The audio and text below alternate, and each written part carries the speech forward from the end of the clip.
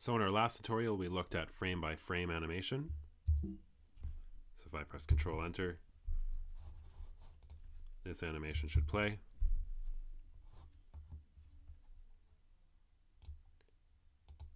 And you've probably noticed that frame by frame animation can be quite time consuming. So I'm going to show you another technique here. It's called the shape tween. And I'm going to make a new layer. When you're animating, you'll find if you put everything on one layer, it's going to get really frustrating really quickly. So it's a good idea to keep all your elements, especially the ones that move, on separate layers. And it's also good to, of course, label your layers. So if we just double click here, I'll call this FBF for frame by frame. And we'll make a new layer. And I'll call this one shape,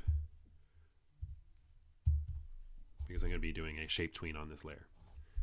Not every layer has to start at frame 1.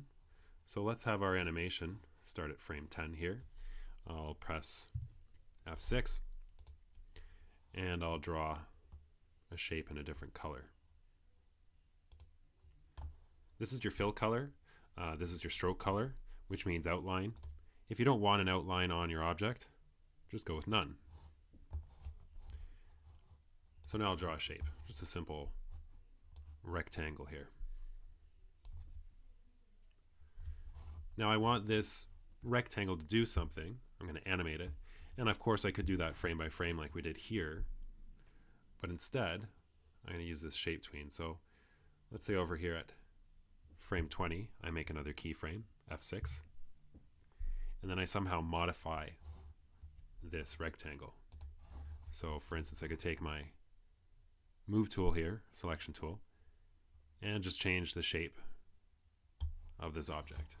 So what we have here is at frame 10, a rectangle, and then at frame 20 we have, well, what used to be a rectangle with a piece missing out of it. And now what I'll do is I'll right click in between those two keyframes and go create shape tween.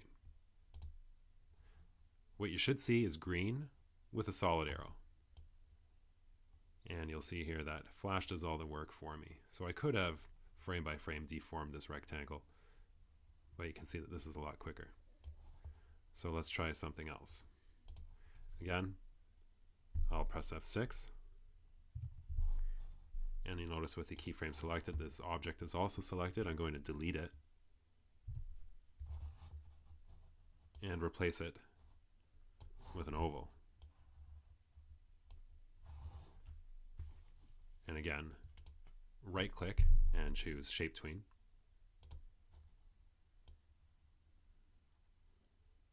So we can see that works as well. Now I could also go back over that keyframe with the oval, and let's change the color. So now the color tweens from blue to red. Let's make another keyframe over here, F6. And this time, we'll move the oval. Right click, shape tween. And you can see that the shape tween also allows you to make an object move.